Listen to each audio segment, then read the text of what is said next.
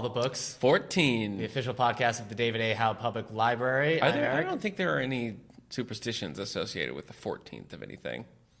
13th, for sure. Well, what about the 14 Ghost of Scooby-Doo? That's the 13th. They're like, oh no, it's Friday the 14th. No, there's only 13th. Like, here comes Mike Myers. It's the 14th of Friday. It's the year. Yeah, probably not the 14th of Friday, because that's utter nonsense. But no, I think we're good. I think we made it through the 13th episode without any real hiccups. Yeah. And here we are at 14. Yeah. We did have one listener send in an email saying they own our soul now. Wow. But that's mainly because I signed something. Okay. But I don't know if just for you. Well, no, I had power of attorney because I'm your agent. Darn it. So, you know what? I don't think that has anything to do with Friday the 13th. You know? No, because he's been sending to me like all year, and finally I was like, look, if I sign, will you stop sending me stuff? Yeah. He said yes. Well, that's okay. And ever since I signed, nonstop spam. Really? Yeah. A lot of spam. Yeah, a lot of spam, like, I'm coming to collect soon. I hate spam. We are the official podcast of the David A. Howe Public Library. We cover books, authors, and literary news. Upcoming stuff. Yeah. So all you pretend podcasts of the David A. Howe Public Library. Yeah, stop it. We've been doing this for 14 episodes. Listen, I want to talk to you pretend podcasters of the David A. Howe Public Library, right. just man to man. Yeah. We're the official podcast of the David A. Howe Public Library. Stop trying to compete. There's no need for you. No. You know? Have a fan podcast. Yeah, a fan cast for us. All you unofficials out there. Oh, that would be a great podcast. Yeah. Did you listen to the podcast this week? Yeah. You bet I did. Just a podcast about our podcast? Yeah, just people podcasting about, like, so what did you think of this review? That's a great gave? idea. Yeah. That's a really good idea. So there you go. So there's an idea. Yeah. There's an idea. Yeah. So I'm Nick Gunning. And I'm Eric. Mickles. Yeah. I'm Eric Mickles. He sure with is, an folks. M. Yeah. As in monkey. Do people often think it's like Nichols? People always think my last name is Dunning with a D. Oh, I always thought it's not. When I first met you, I always thought it was Gunnings. We are All the Books Show at Twitter. Yeah. David A. Howe Public Library Facebook page, or Wellsville at stls.org if you want to get in touch with us. That's right. Well, we could start by talking about the old bookmark. No, let's start because we didn't. So here's the thing. We reviewed Spectre last week. Oh. But I cut it out of last week's podcast because we ran long on everything. Right. So quick summary review. If you could only do it in one sentence, how would you review Spectre, the 24th James Bond film, in one sentence? There were good action scenes, but I think it failed at what it was trying to do. Nice. I would say third best Daniel Craig Bond film. That's probably true. Yeah. So that's our review. That's it. We've reviewed it now like just two or three times.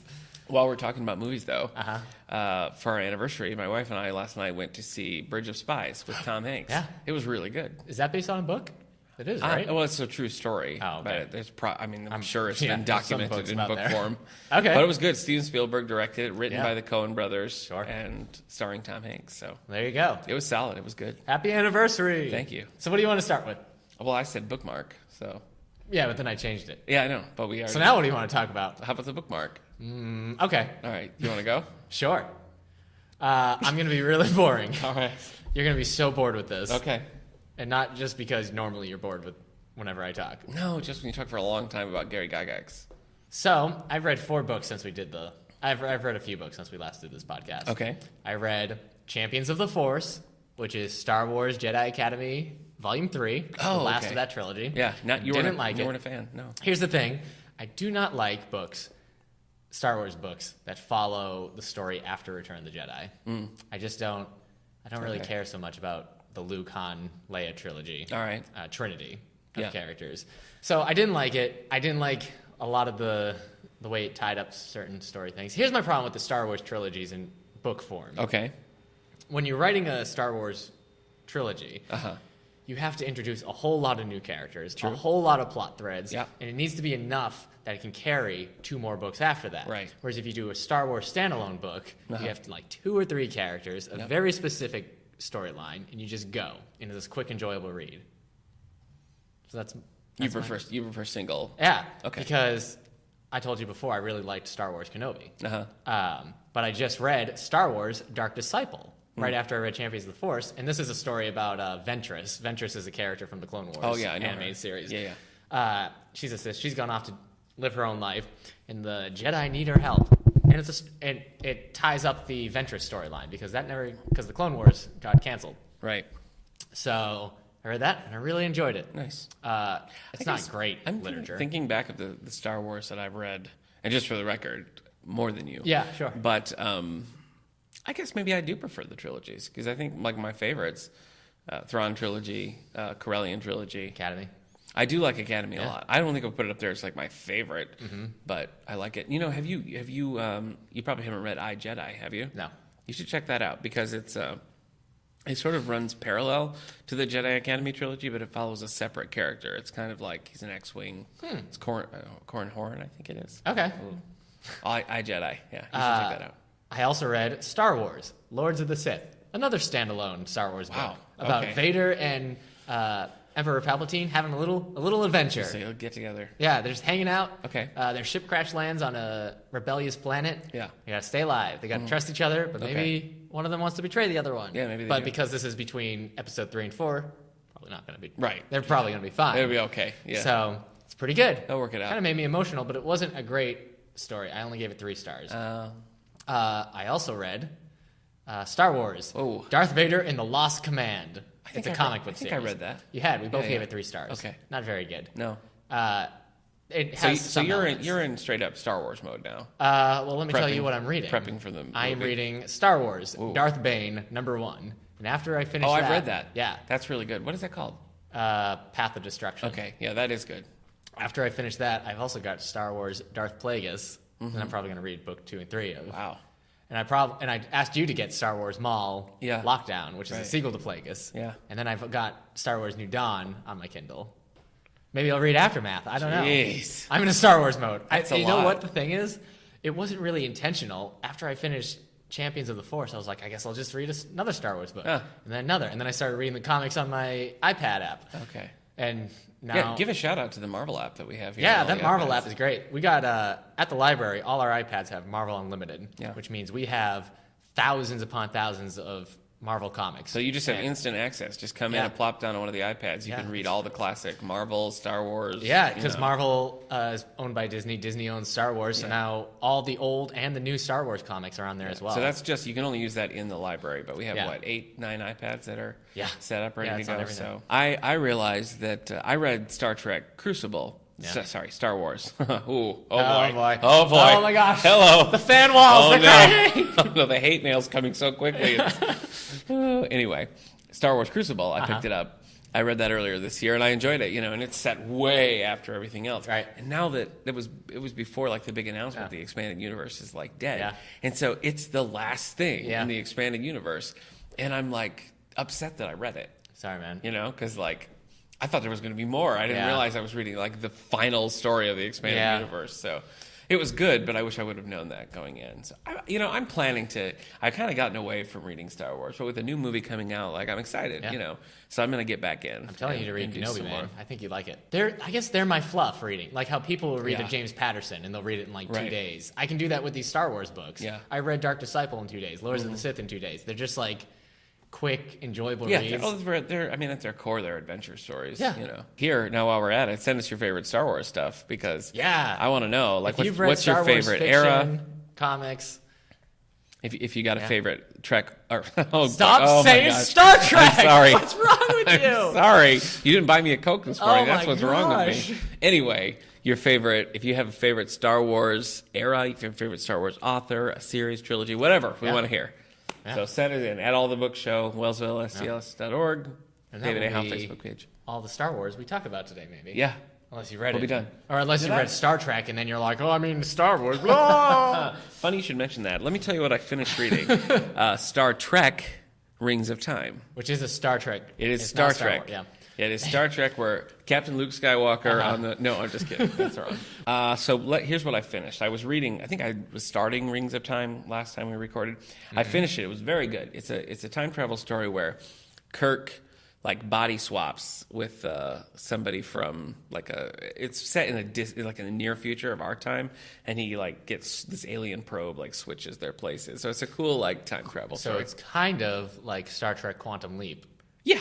Exactly. I actually thought that at one point. So you really enjoyed it then. Yeah, it was perfect. Yeah. That was the one I got at a dollar store. Wait. For $1. Did he switch with Captain Scott Bakula. Oh my gosh, that would be great. I would read that book in a heartbeat. But so that's Rings of Time by Greg Cox. I read a lot of things by Greg Cox. He does he writes a lot of novelizations. He did like Man of Steel and Dark Knight Rises, which I'm sure you're really interested in both of those. But he's done a lot of Trek too. I can't tell you the last movie novelization I've read. I don't do it very often, but I did read those two. I did read Dark Knight Rises and Man of Steel. Okay. So are you gonna read say when Star Wars comes out, they'll novelize those? Oh, yeah. I've never read a Star Wars novelization actually. Oh, yeah. I've read very few Trek novelizations. Okay. I read the Generations novelization when I was like a teenager. Okay. And I listened to Nemesis on audiobook because it was the only Star Trek audiobook at STLS. So I listened to so Rings of Time. I also picked up, based on one of our earlier conversations, I picked up the sequel to Hatchet by which is Greg Paulson. Which one? I never know which one is a sequel and well, which okay, one's like hidden here's what happens. story. The second one is called River, the River. And without giving too much away, a group that does survival training comes to Brian and is like, you did this and it's crazy, and so we want you to like come out with us and just like explain everything that happened to us right there. So if you can just buy that, if you can buy that they would knowingly take a That's child like getting Jeff Goldblum back on the island with dinosaurs. Right. Yeah. So it was fun, and it was different enough from Hatchet that it was enjoyable. The next one, I can't remember what it's called now. Is it Brian's Winter? Yes. And that is like an imaginary, like what if Brian hadn't gotten rescued in Hatchet and had to survive through the winter. So that's kind of like a parallel. So Sorry. In River, all he has is a river. And he has no hatchet, just a river. Okay. So well, good thing he has that. It's him in one of the survival, like he's more like a psychologist, not a good survival person. So Brian is. Okay. So that was fun. I'm currently still reading Wrath of the First Lantern, that huge Green Lantern comic, collection. But it's monstrous. Yeah. It's a big story. And it's not good, so I'm not that compelled to read it. So that's there. I picked up Deadline by John Sanford.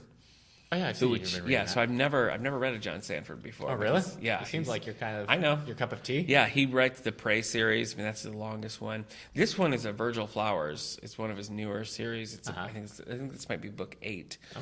But he's hugely popular. He's another one where we almost always have to get 2 copies because it's just the demand is so high. And we're doing one of the Prey books for the book club next year. Eat, Pray, Love? No, that's not by him. No, it's not by him. Oh.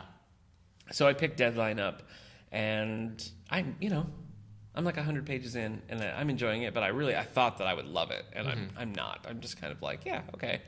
So it's fine, and I'll tell you what I think of it when it's all over. Okay, cool. Yep. All right, bookmark. Yeah, that's it. So book news is going to be probably, with Thanksgiving next week, are they going to throw out a lot of stuff? There's not a lot coming out. Okay. I had to dig deep. That doesn't surprise me. Last week's had a lot of really big authors coming out, like all at once. Yeah. And it looked like maybe after, once December starts, we have some more. And, it makes sense. Time it for Christmas. Yeah. So I don't even know where to start. I was dredging up the bottom, what's coming out next week? All right, ready? Yeah. All these books are coming out November 24th, 2015. Ooh, yeah. Okay. So that's... All right. This one I think you might be kind of excited about. I never know. Okay. Over the Top and Back, the autobiography by Sir Tom Jones. Tom Jones. Yep. I'm not a huge Tom Jones fan. I'm sorry. Really? Yeah. Even though he sang a Bond song. Yeah, Thunderball. I did not know he's been knighted. He has? It says Sir Tom Jones. Huh. I didn't know he was British. That is unusual. Very good. Very good. Thank you.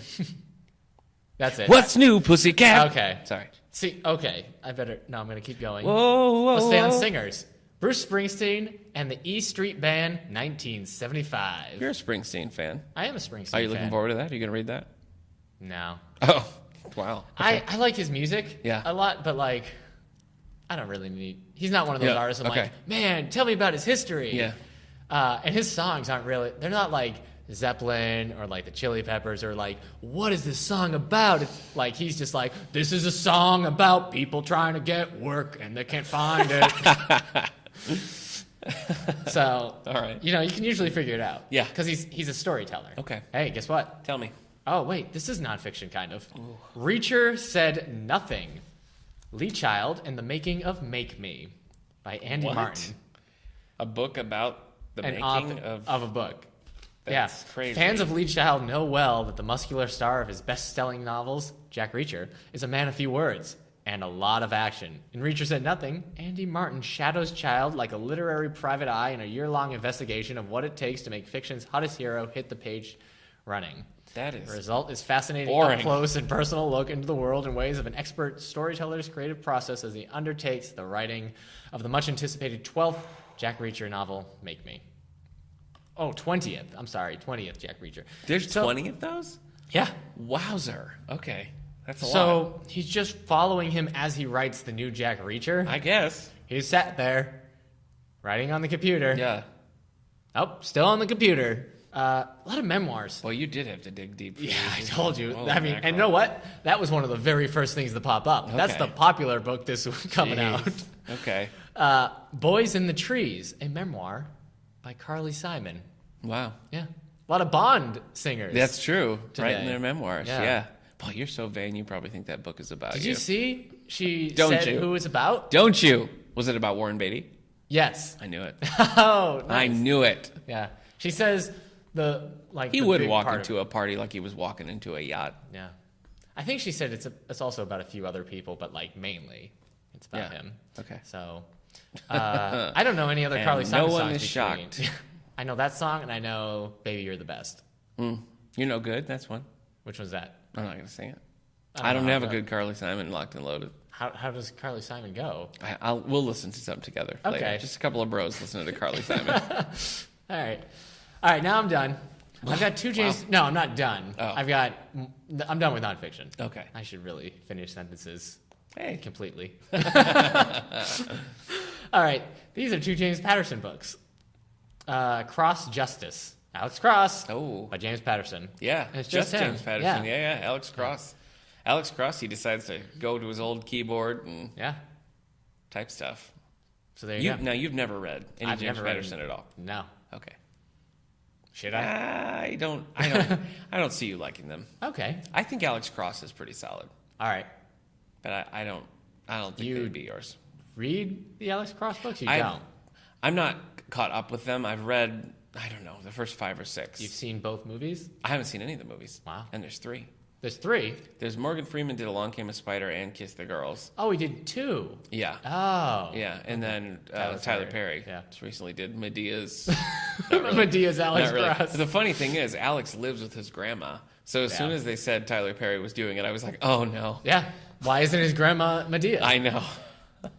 I don't know who put that movie together, I don't. but they really didn't think it through. No, You just, Matthew Fox is the villain in that. Did you know that? yeah, Matthew Fox hasn't thought a lot of things through. No. Maybe he has thought too much through. The best work he's done recently, I think, is that 2-second cameo in In World War Z. World War Z. Yeah. Run from the zombies. Hi, I'm Matthew Fox. Run from the zombies. I'm TV's Matthew Fox. I'll Yeah. be paratrooping you out of this. Yeah. The other James Patterson book I told you about, House of Robots. Robots go wild. Was that YA? No, this is it's younger than that. It's Oh, like it's a like kid's a book. J. Okay, Yeah. yeah. James Patterson and Chris Grabenstein. So He's like Frankenstein, but he grabs stuff. yeah, He's That's a his klepto. thing. He's a real klepto. yeah. Stop grabbing things. Grabenstein has to. What am Gravenstein? All right, keep stealing. Yeah. Okay. Let me just hand it to you. No. Must grab and Stein. What if Grabenstein found one of those like reaching golden retrievers? You know what I mean? No, like I the don't. claws. Oh, okay. That Did the you say other golden retriever? Yeah. Well, that's a brand of. Them. Oh, okay. So You know what I mean? Those like real. no, long I'm poles not with up with the grabbing latest the hooks. elderly assistant Right. tools. But like, give that to Grabenstein. Do you own a shower chair? Just tell me. Well, I don't always want to stand in the Oh, my shower. gosh. Sometimes I just want to relax. Yeah, I understand. Yep. All right, these books I'm not excited about, and I love book Wow, news. okay. This is how deep I had a big. How deep I had a big. Yeah. This is how big I had a deep. Oh my gosh, this is how. Deep, I had to dig. That's you. what you're trying to say. Oh my gosh. Yeah, I'm like your interpreter. Yeah, I'm like this is like the King's Speech Yeah, of my life. that's true. Reading book news. Yeah. I have to swear. Yeah, off you off put a lot of microphone, F-bombs lot. in there. Yeah. So Yep. James Patterson and Alex wow, Cross. that was vulgar. Yep. All right. The Restoration of Otto Layard by Nigel Packer. I can't tell you. It's just a retired architect, Otto Layard, is living a peaceful, if slightly bemused existence in Switzerland with his second wife. Once renowned for his radical designs, Otto now spends his days. Oh my gosh. Communing with nature and writing eclectic letters to old friends. It got interesting for a second there. Well, he learns something about a building he lives in. Okay. He's outraged. Sure. He embarks on a journey that will change everything he ever thought he knew. Okay. Gratitude. Oh, I guess this is nonfiction. I'm going to ask you nicely to stop doing this. What? Your horrible book news. What do you mean? No, just these ones that are so bad. No, these are good. Okay. Gratitude by Oliver Sacks. Okay. He's a name, right? Yeah, I mean, that is a name. Well, this description says he's a name. Okay. All right. Hold on. We got two more. We can get through these. Okay. All right. The bottom of the barrel. Okay. Thing Explainer. Complicated Stuff in Simple Words by Randall Munro. No, that doesn't sound like fiction. No, it's nonfiction. You said you were done with nonfiction. I've lost track. Oh it's all a mess. Have you ever tried to learn about some incredible thing only to be frustrated by Remember at the start of this where I was like, there's no superstition about the 14th episode, about 14 being bad. Well, let me tell you something. Episode 14 blows. Wow. All right, last one. Okay. Again. Oh boy. Rise of the Tomb Raider, the official art book. This is nonfiction. This is nonfiction.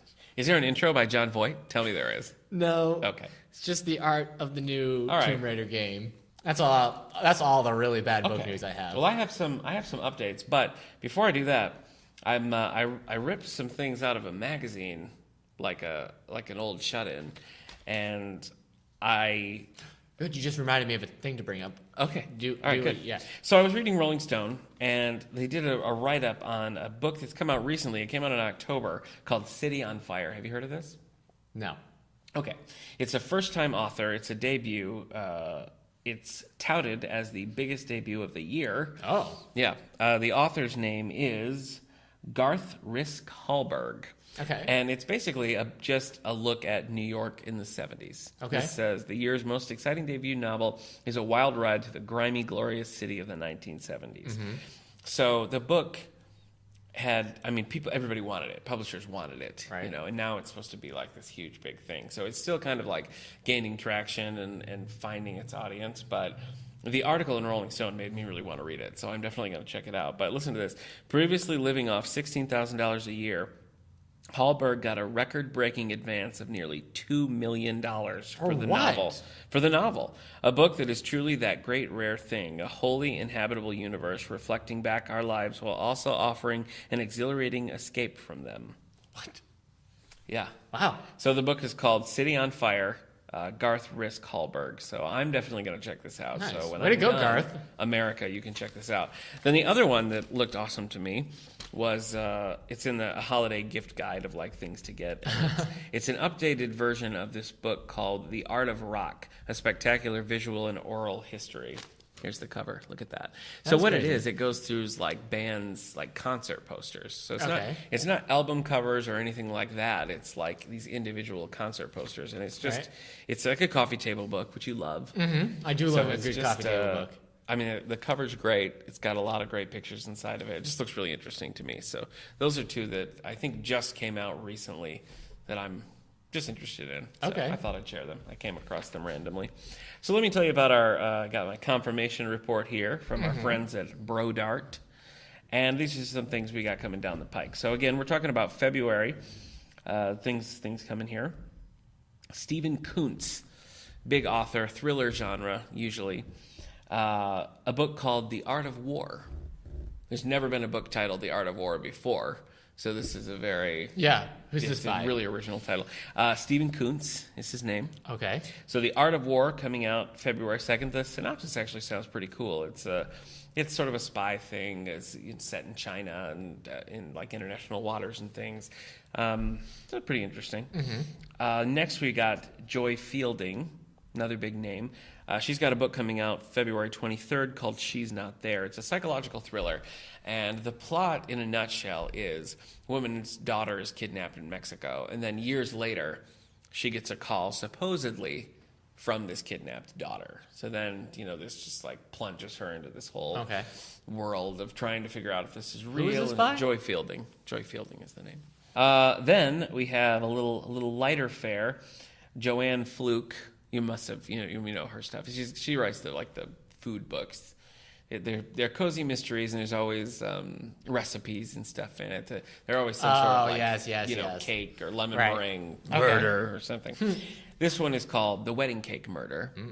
It's book number 19 in her Hannah Swenson series. Hannah's getting hitched. Okay. Spoiler alert. Yay. So all you cozy mystery fans out there, and there are legions of cozy mystery fans, I'm sure this is anticipated. So Joanne Fluke's Wedding Cake Murder.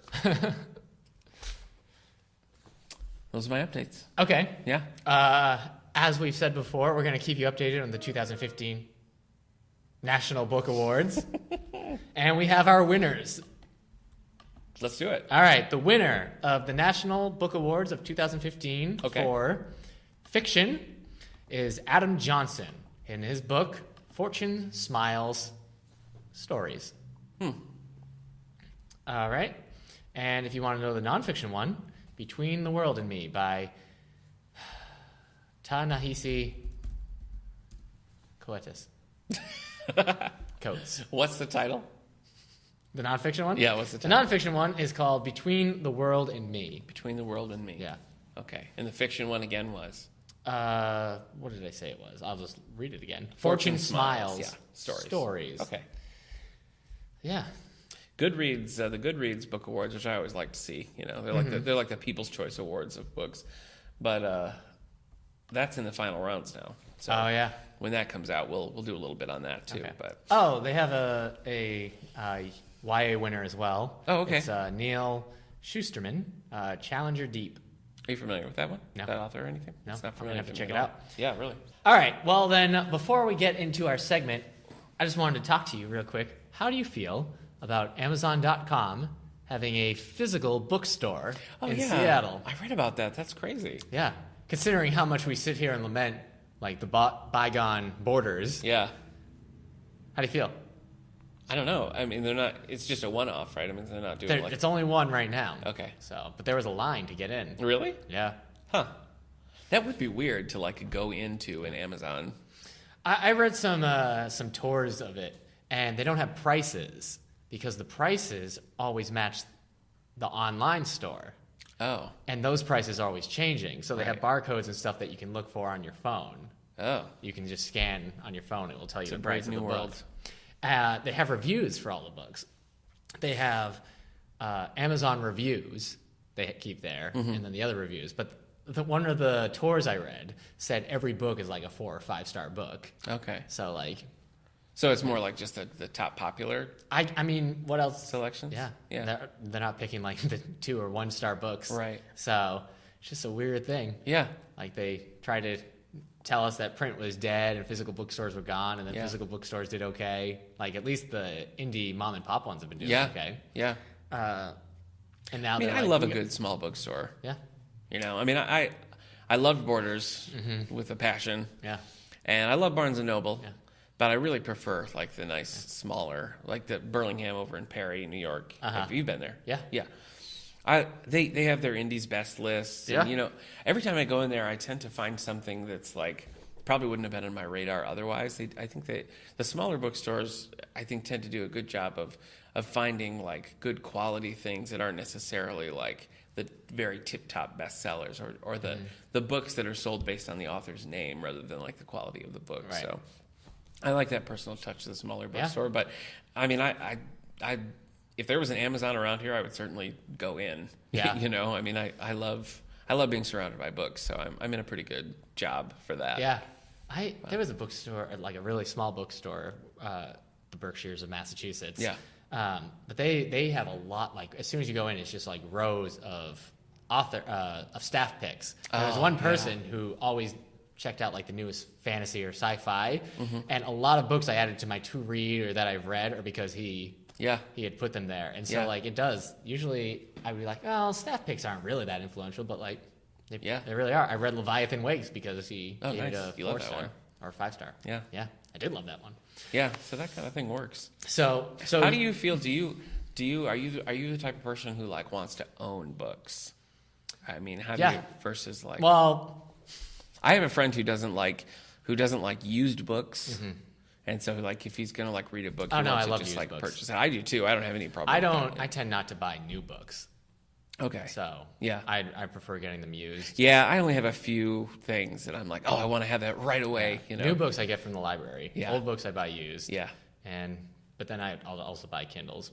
There's sometimes, I don't know, like if there's a series that I really love, like Robert Parker's, like Jesse Stone. Right. I don't buy the Spencer series, but the Jesse Stone books, those are ones that I want to like have because I just love them and I like to like have them all together on a shelf. But I don't know. I mean, I do like to pick up books, and when I go into like indie bookstores, I try to pick up something, you know, just to support that. But there are. I guess it just depends on where I am, what the price is at the time. Yeah. Like, oh, this is only $2, yoink. Yeah. Or if it's a deal going on. There are some books now that I like a series that I'll only read on my Kindle because like I started them there. Or they're like huge, like 1,000-page tomes. I'm like, no, I'm not carrying that around. So like I read The Way of Kings and I read the Leviathan series on the Kindle. Okay. Because they're. I don't do tons of ebooks. I like them. Yeah. I mean, I like the ease of them. You know, it's nice to just like have it all right there. It's little, it's compact, it's easy. Yeah. But I still haven't really been able to bring myself to like buy a full priced ebook. You know, a lot of times the ones I've read have been like Barnes and Noble does that pick of the day or like, you know, a weekly. You need to sign up for NetGalley. Yeah, you're a librarian. Yeah. All you do, they send free stuff. I've gotten nonstop DC comics from that's great. But they've sent some really good stuff that I don't remember. Yeah. Never mind. Okay. No, I read 13 Days of Midnight because of that. Okay. Have you always been a big library user? Yeah. Yeah, me too. Ever since I was a kid. I mean, I'm pretty sure the first day I had a library card, I just got out a whole stack of dinosaur books. Yeah. I'm always surprised when people like don't get it. You know, even like my friends or something where they're like, oh, I got to get that book, or I really want to read that book, or, you know, whether it's a graphic novel or a traditional book or even like DVDs. I'm like, why don't you just go to your library and get it? Yeah. You know, and they're like, oh, yeah, I never thought of that. Yeah. Or they're like shocked that we have that kind of thing and it's not just like tax law and reference books. Back when I was like going between multiple jobs and everything, like I would stop at the library in Olean all the time and just check out stuff. And like the big deal was I was able to get a lot of those like early Hugo winners that I read. I got because they had such a big system and had those books. So when I was at the Houghton Library and I did interlibrary loan, like borrowing, and I just loved it because it was like in anything that I could think of, you know, like any book. Like if we didn't have it at Houghton, and that's an academic library, so a lot of the popular stuff they didn't have. But I could just like sit down and be like, oh, all these libraries have it. I shall take that. You know, I just love that. Well, that's where I found, you know, my love for Jack Finney. Right. He has plays. He has one play called This Winter's Hobby and one short play called Telephone Roulette. And I read a book called Stealing Through Time. It's about Jack Finney's books. And in that, they say he has these two plays, but there's no copies are known to exist. You'll never be able to read them. So he just sat down, and I just got them through interlibrary loan, you know? Yeah. And I read them, and like this book said, no, it's impossible to get. And all I had to do was be like, yes, I want that. Right. I love it. I mean, I love being able to just get my hands on. I thought our segment was becoming Nick and Eric just gush about the library. Just talk about how much we like libraries, But what we want to talk about today are books that we've discovered one way or another. And actually a couple of mine are pretty well known, but they've sort of since been lost, I think, for what they are. Yeah. So we want to talk about books that we've discovered, that we loved, that we think like maybe people don't know about or that need a second look. Yeah. Books lost in obscurity. Yeah. How did you go about picking these? Because I went through Goodreads and I had to sort all the books I had read by the number of ratings it had been given. Oh, okay. So I kind of figured like if it has like any more than, you know, if it has 1,000, I'm not going to, I didn't grab it. Okay. But I mean, one of these books has one rating and it's mine. It's yours. Because I had, like if I had to create the Goodreads book profile for this book, I think it's pretty obscure. Okay. So well, I guess I did mine a little differently because I didn't base it, like I said, I mean, some of them are kind of, you know, you might know the name, but they're things that I think they've kind of lost their, you know, this is a great book, even though it's sort of become something else. So. Oh, it has to be great? No, it doesn't have to Okay. be. No, it doesn't have to be great. It I just have has read to be a weird book before. Yeah, it has to be something that, like, I mean, for me, I was looking through and thinking, like, well, I'll just start. How about that? Okay. The one that popped to mind instantly for me was The Detective by Roderick Thorpe. So I think I've talked to you about this. Right. That is the first book. Yeah. That the Die Hard book. Yeah. Die Hard was book 2 of this series. Yeah. Was made into a movie, but they Right. never made The Detective into a movie. No, they did. It's a whole weird story. Okay. I'll first tell you about the whole movie situation. Okay. So The Detective is written by Roderick Thorpe in the early 60s. He'd written one book before. It wasn't a big name. All right. The Detective was meant to be a more like adult, serious look at like what it means to be like a police officer and all that. Okay. So I'm laughing because of Die Hard. yeah, right. I know. Well, that's the funny thing about it. Yeah. So The Detective is a very dense book. I mean, you look at the reviews. If you look it up, people will be like, "Well, why is he ranting about his time in the war? And what are all these like asides?" And Right. that's where a lot of the heat goes. That people think that it's boring or that it's not really. But I never found it to be disjointed. But I'm getting ahead of myself. The Detective was made into a movie with Frank Sinatra, and the lead character's name is Joe Leland. So this was made into a movie with Frank Sinatra in the late 60s, a great movie. Okay. And years later, so about 10 years later. Is Frank Sinatra an actually like decent actor? Because it seems like he was in a lot of movies. Yeah. Yeah. But like I know he's like, I know he was in movies, but was Yeah. like he a legitimate actor in terms of like quality? Yeah. Wow. Yeah. I guess I that's don't what think he's I've more ever known seen for, it. but I don't think I've ever seen a Frank Sinatra. I actually movie. really like Ronald Reagan too, who never quite Wow. gets his due as an actor. But Actor? yes. Back to the Future reference. Yeah. I love it. Roderick Thorpe writes a sequel called what is it called? Does he just call it Die Hard? No, it's not called Die Hard. It's called My Night in Nakatomi. No, it's Nakatomi, nothing. Nakatomi, Nothing lasts Nakatomi. forever. I think is what it's called. No, that's a James Bond title, or should be. Nothing yeah, lasts forever. Nothing lasts forever. Nothing lasts forever. is his title. Stop holding on. So 10 years later, they write nothing. He writes Nothing Lasts Forever. Okay. So this is the late 70s, and this is. It's just. I read it, and it's Die Hard. I Right. mean, it's not a big. But it's the same character. Yeah, it's Joe Leland. So Gruber's the villain. Uh-huh. I mean, Gennaro is the family name. Yeah. Ellis is there. Powell, the cop. I mean, all of those. It is so close. It is such a close adaptation. So it's just weird. Is the dad from Family Matters? Family Matters That character is there. Yeah. Yeah. He has been in the book. He's much younger. But anyway. How dare you? So I read The Detective. Okay. And it's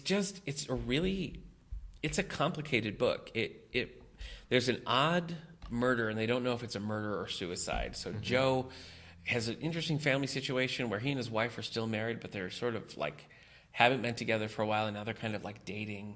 Okay. And he's following the case of this very pregnant woman whose husband has either been murdered or committed suicide, and that's the whole thing. Okay. And he kind of develops this relationship with this widow who he's investigating with. Not really romantic, but you can see that that's there. Okay. And so the story is kind of, I guess there's 3 parts to it really. It's his personal life, like his current personal life with his wife and his daughter, and how that affects his work. Him investigating this case that's kind of a write-off for other people, and his time in the war. So there's a lot of flashbacks to his time in the war. So it's a dense, complex book. Mm-hmm. It's not a quick, like pulpy detective read at all. And I just was enthralled by it. Okay. There are flaws. I mean, it does have moments where you're kind of like, well, let's move on. This is a little slow. But I just don't think it gets its due because it is a really deep and moving type of book. And so you don't expect that to then lend itself to Die Hard. Right. So Nothing Lasts Forever, the sequel, is really short. I mean, this first book's probably 500 pages. Nothing Lasts Forever is like 150 minutes, under 200 pages. It is a quick, intense thing, and I don't even know why he made it a sequel. Like, it's the same character. He's like since retired.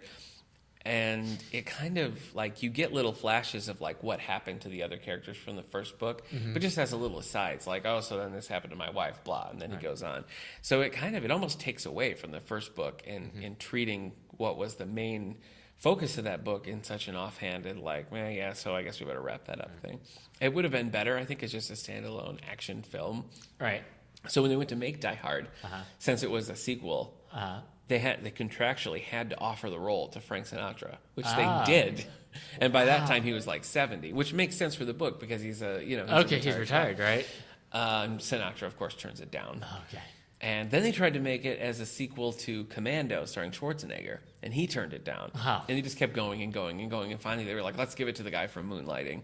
And then it became Die Hard. It's funny because now they want to make a Die Hard prequel. Yeah. They're talking about doing a Die Hard like Begins, an origin story. I wonder if they're going to do the detective. There are 2 graphic novels called Die Hard Year One that have like John McClane as a beat cop, but it's nothing like the detective. It's nothing like the Joe Leland character. Right. So when people think of that series, I mean, they tend to think of the second book, and they think of it as a quick, pulpy action adventure, which it is.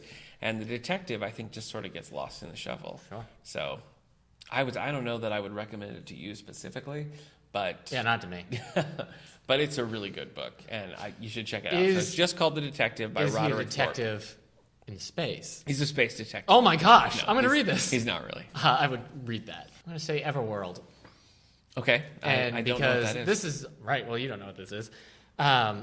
This one actually broke my rule because it does have about 3,000 ratings on Goodreads, which still isn't a lot in terms of like the Goodreads, in terms of millions of. But the reason I bring it up is because it was only 12 volumes. All right, it was a 12 volumes. It's a YA series. I read it as a kid, and I feel like this book specifically has kind of fallen into the like, oh yeah, that book. So I'm going to shout it out again. Everworld, the first book is called Search for Senna. It's about 4 kids, 4 teens. They travel to this world, this Everworld, and it's basically the realm of gods, of all the mythological gods. So they meet the Norse gods, they meet the Greek gods. I feel like they even meet the Roman gods, and like the Roman gods and the Greek gods are fighting. Oh. It's been a long time since I read this series. They meet dragons and dwarves and all. So would you classify this as YA then, or would you say it's like a J? Okay. No, this is YA. So it's like above Animorphs. Yeah, it is above Animorphs. I mean, like age-wise, you would say. Yeah. So anyways, K.A. Applegate, she wrote this series. That's how I was getting into it. Well, I knew Animorphs was coming, so. Yes.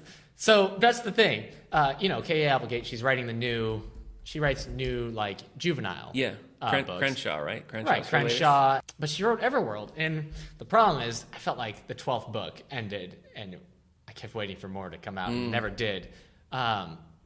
But it was actually a really good series, and I really got into it. So this was her, like, YA answer, because, her audience for Animorphs, who had started reading it, were kind of, I was a teenager when Everworld came out. And I remember it was weird because this was still before there was, like, YA, like a huge YA market. Like a thing. Yeah. And so I remember reading it and thinking, like, oh, this was like in 99. I remember reading it and thinking maybe the content seemed like something I'd get in trouble for reading. I thought that was kind of cool. If you liked Animorphs as a kid, you probably would have liked Everworld. Okay.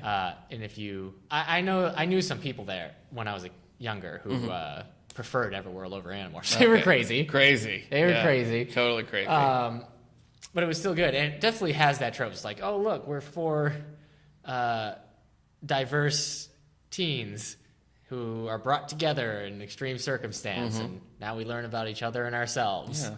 Except with Animorphs, there were 5 teens, right? Ooh. And there were the 4 main Animorphs, and Tobias, who's still a main Animorph. I shouldn't have said that, but he's trapped as a hawk. All right.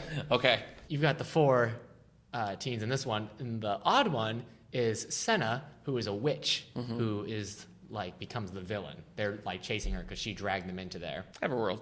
I haven't read it since my first reading, but so maybe it doesn't hold up. Maybe it doesn't hold up, but I think in the world of me always talking about Animorphs, I should also give the shout-outs to Everworld. Yeah. I never read K.A. Applegate's Remnants, so I can't defend Hey, that. there's still time. Yeah. Remnants Book Club. Remnants Book Club. Podcast. Yeah. All Remnants all the time. Yeah. Okay. Yeah. Well, a nice little YA sampling there. Yeah. Next on my list is one that I randomly picked up, I think, at a thrift store. It's by Thornton Wilder. It's called Theophilus North. Do you know this at all? Okay. No. It was his last novel, published in 1973, which is way more recent than you'd think Thornton Wilder publishing. But Sure. It is, I guess, somewhat autobiographical, and it's basically this guy, Theophilus North, 29 years old. Okay. He's I'm 29. Wow. He's heading out for a job. Okay. And he gets sort of stuck in this town and just ends up like picking up odd jobs and just becomes a part of this quirky little town. Why is he picking up the villain from Goldfinger? Wow. It's a James Bond reference and Yeah. a well-placed one. Thanks, man. Anyway, so Theophilus North is about this guy Okay. kind of ends up Sure. just sort of embracing this town and kind of almost in a tongue-in-cheek way, like goes along with all the weird little quirks of it. Right. Each chapter, it's almost like a little vignette. It's like now he's with this person, now he's with this person. And he just sort of goes through and it shows his impact on the town and their impact on him. And it's it's Good impacts? I think so, for the most part. Let me just look at... Yeah. It just stood out to me as a really like unique, interesting book that's probably overshadowed by some of Thornton Wilder's more well-known things. It was made into a play. What else has he written? There's a movie. Well, he wrote like The Matchmaker, which was made into Hello Dolly. Oh. I'm trying to think what else I Which read is by the him. prequel to The Detective. Yeah. Okay. I mean, his most famous thing would be Our Town. Oh, I've read Our Town. Yeah. And So this is a play. no, it's not a play. Oh. It's a novel. He has another novel called The Bridge of the San Luis Rey. I read that. Right. Enjoyed that. So, he's got a lot of things. Our Town is probably the one that comes to people's mind. Our town in the middle. Oh, wait, no, it's Our Street. Yeah. It's Our House. Our House. Okay. So, just odd, quirky book that I think is worth picking up. Thornton Wilder? Thornton Wilder, Theophilus North. Yeah. So I read this book. It's called The Alien Earth. I found it in a bookstore Okay. for like $1. Or you know what it was? I went to a library's big book sale, and they had one of those bag sales. So it's one of those books where like, because I haven't read a lot of like pulpy 1950s kind of that ridiculous. I mean, it came out in 1976. Okay. But I haven't read a lot of this kind of like non-noted sci-fi, I tried to read like the big important stuff. Okay. I grabbed it and I read it. It was just kind of like, it has like a 1950s mentality with the character. Okay. It's very sexist. But he crash lands. He's in space. He crash lands on a planet. What's weird is that he thinks it looks like Earth, but it's the wrong century. So as you go throughout it, you have to figure out, did he land on Earth in the past? Or Okay. did he land on a planet that's like Earth? What happened? And by the time you get to the end, you're like, oh, when they tell you what happened, like, Okay. oh, that's kind of silly. Silly? Oh, Yeah. so it doesn't work out? No, it does work out. It's still, I think I gave it 4 stars, but that's because I just enjoyed reading it. Yeah. He meets women from every era to help him out, and whether or not he gets to whether or not he makes out with those women from every era, I'll leave Okay. in the air. So like this says 100 Would I like pages. Maybe it does have that kind of like, if it was a black and white sci-fi movie, it would make sense. Let me read it. Do you have it still? Yeah. So here's this is my other one that has great name recognition, and that's The Bourne Identity. Have you read The Bourne Identity? So no, but so you think that's an obscure book? No, I don't think it's an obscure book, but I think that it's been overshadowed by the movies. And Being better? well, the movies are just Oh wait, hold on. You don't like the movies, no. So the movies are just drastically different from the book. I mean, it's hardly. but you also don't like the Bourne movies. I don't love them. I don't hate them. I really liked the most recent. I thought that was a lot of fun. You're weird. Jeremy Renner. Everybody likes the Bourne Identity series, the Bourne trilogy. I'm holding up the book as great and saying that I am fine with the movies. But I think, people now just know the movies and they Right. don't think so much of like the original book. I just feel like it sort of got lost. People don't. But he's think kind of of it like as like a book anymore. He's kind of like Bond. They're still printing out the Bourne titles. Yeah, like Eric von Lustbander, I think is his name, picked up the series. There are 3 by Robert Ludlum. Have you read any Robert Ludlum at all? No. Bourne is the only one I've read. Oh. And it sounds like all of the Books? sequels, like the 2 sequels, have pretty much universally bad reviews, so I probably won't read any more of the series. But okay. I was really surprised by how much I liked the book. It's a very different kind of spy story than like a James Bond or something. Yeah. There's a Richard Chamberlain movie like from the 70s, a miniseries, maybe 80s, that follows the book pretty closely. But it's nothing like you think. You know, if you only know the movie, I mean, there are some similar things, but the book just has a lot more depth and the progression, you know, from start to finish. It takes you all over the place in unexpected places, and I think that the book is worth a second look. You know, if you only know the Bourne series from the movies and have heard mixed things about the books, probably because a lot of the sequels don't hold up. Right. But the first one, I think you might even like it. I think you would enjoy the Bourne Identity. Maybe. Yeah. I probably would. Yeah. Whether or not I'll accept that about myself. Mm-hmm. So you said I can't pick a lot of weird sci-fi and fantasy. No, so I didn't say that. You did. You said, I was like, oh, I've read so many obscure things. You're like, oh, don't make it a bunch of weird science fiction. No, I said, do you have anything that's not weird science fiction? That's different. No then. Oh, okay. No, I do. I'm just trying to think of which one I want to mention. Forget you, man. It's going to be fantasy. I'm ready. All right. This one is called The Shadow People. Give the people what they want. The Shadow People. This is by Margaret St. Clair. Okay. This is a weird book. The reason I picked up this book, I actually searched this book out because it's in the back of Dungeons and Dragons. It's in the back of the appendices. Gary Gygax's recommended reading. I heard all about him last week. Yeah, well, this was in the back of D&D. He had a recommended reading. Who's the author of this? Margaret St. Clair. Okay. Recommended reading that he used to like create the game? Yeah, okay. Things that inspired him, things that he suggested, if you like D&D, go out and read this. Mm-hmm. So I've actually collected a few books that I haven't read yet based off of that list. And this one, The Shadow People, it does read like a 1980s Dungeons and Dragons campaign in a lot of ways. It's weird, man. It came out in 1969. Uh-huh. I can't. It's hallucinogenic. It's like the person who wrote it was on acid. So this guy, his girlfriend goes missing. Okay. So he goes searching for her, and he goes searching through like the shadows of people's basements and like climbing through their basements and everything. And he gets into these caverns of these dark elves. Uh-huh. And they use magic, but they're all like vicious, barbaric, dark elves that live in this underdark world. And if you eat the food down there, you're stuck down there. And so he eats the food down there because he has to survive. And he gets his girlfriend free, but he's stuck down there. And he gets into a fight and he bleeds out all the food. So now he can escape, but now they're coming for him. And he while he was looking for his girlfriend, he's living with this one girl who's possibly part of these shadow people. Weird. And there's some type of, I mean, at the very beginning, he's like, I can't find my girlfriend. And his friend is like, well, do you still scry? He's like, yeah, of course I do. So like, it's a world where the character's thrown into this unknown world, but he's still doing like magic on his own. So but also the world might be blowing itself up. So it's got this weird like hippie. This sounds like an acid trip. Right. It's got this like weird hippie vibe where it's like, man, if we don't protect ourselves, the world's going to take itself out. So is this a book that you liked or didn't like? It was just weird, man. I gave it 3 stars. Okay. I gave it that safe 3 stars. So who would you recommend it to? I mean, what type?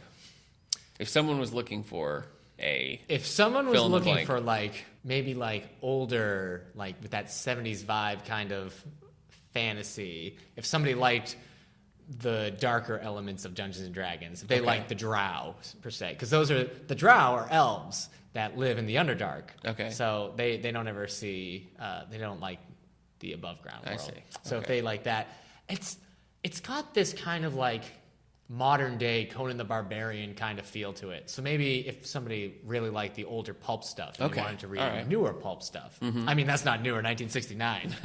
So different pulp stuff. It would be weird. I don't know who I would suggest. If somebody else was doing the Dungeons & Dragons reading list thing, I would suggest it. Okay. But it is weird. I read a review of this by some people because they were going through books from that list, and they were both like, that was weird. One person said it left them feeling depressed, and it kind of scared them more than any book they had read, even though it's not really a scary book. It just made them feel...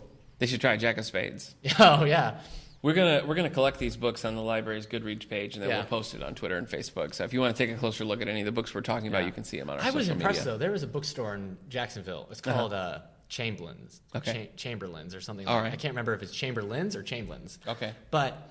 it's a massive bookstore. Like, this is almost... that bookstore is like the caves in this book. Because, like, you go in there and you're like, where am I? I lost my wife at one point. Couldn't find her for, like, another 10 minutes. But I went through their fantasy and sci-fi section. I had my Goodreads app open looking for all these books. And I was surprised. They had multiple copies of that. Really? They had a lot of the older stuff I grabbed. Well, let's remind people of the books we've talked about today. Why don't you say your 3 title and author? I suggested... Everworld, okay. Book 1, which is The Search for Senna. Okay. It's a 12-book series. And that's YA. That's YA by K.A. Applegate. I suggested The Alien Earth by Michael Elder. I do want to read that. That sounds fun to me. It is fun, and it's a quick read. Yeah. Like, I finished it, I think it took me 2 days, but that's just because I don't have a 2-hour lunch. Right. And The Shadow People by Margaret St. Clair. Okay. So if we ever do that segment where we... at the beginning of the month, we hand each other a book. Yes. Maybe I'll hand you The Shadow People. Okay. Oh, you would hate it. Probably. What if you liked it? Sounds what like if we, it. Maybe what I if would. we found out you were this What if it weird... like changed my whole... Yeah, you're like, man, we gotta live like the elves. They won't destroy each other unless they're the dark elves. Wow. I sound awful. All right, you so sound like you're part of the Muppet Those Band. are Eric's 3. So I would say The Detective by Roderick Thorpe. Okay. Roderick Thorpe. That's Thorp. Yeah. Kind of confusing. Roderick Thorpe, The Detective. Theophilus North by Thornton Wilder. The novel, not because it was adapted for stage later. I'm talking about the novel. And then The Bourne Identity by Robert Ludlum. Give it a shot. Yeah. We just high five. That was a high five, everybody. Yeah, because of that successful segment. All right. Oh, we need a name for that. Yeah. What do we got? Buried treasure, hidden gems. Those are all pretty cliche. Yeah. We need a name for the segment, folks. So when you send us your buried treasure, hidden gems, also send us some thoughts for what we should name that section. And Ben, if you're listening, we're going to need a theme song for it, buddy. We are. So get your guitar out. Yeah. And whatever you use to record it. Yeah. Stop sculpting your beard and please play some music for us. So what do we got for library news, buddy? What do we have for library news? You go first. Okay. I'll just add that we have a new teen employee. Student library clerk, new job here at the library. Her name's Diana Kuzara. Yeah. She started last week. She's working mostly in the children's room, shelving, helping with programs and stuff. So welcome, Diana. We're glad to have her on board. We also have a new... So I kind of cut out all of library news last week because we ran so long. So then I'll also mention that we talked a couple of weeks ago about a longtime employee here, Jackie, moving on, going back to school, and we've since had a new hire named Jessica. Yeah. This is her second week. Yep, she works down in the stack shelving. She works at the front desk. So Jessica's been doing a great job. So if you're seeing a couple of new faces at the library, we have Jessica working at the adult desk, Diana working mostly in the children's room. We're glad to have them. So do you have any news for like the first week of December? Because this is going to come out for Thanksgiving. Yeah. Well, we're winding up the last of the adult book clubs for the year. We'll pick up again next year in January, February. We'll start up. Six Geese. Six Geese is Slaying by Donna Andrews. It's a Meg Lanslow mystery.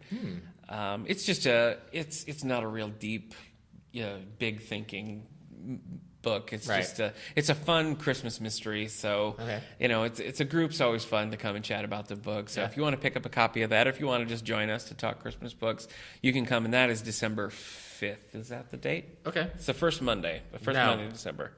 Is it the 7th or the 30th? No, it's the first Monday of December. So right. So it's the 7th. December 7th. Okay. All right.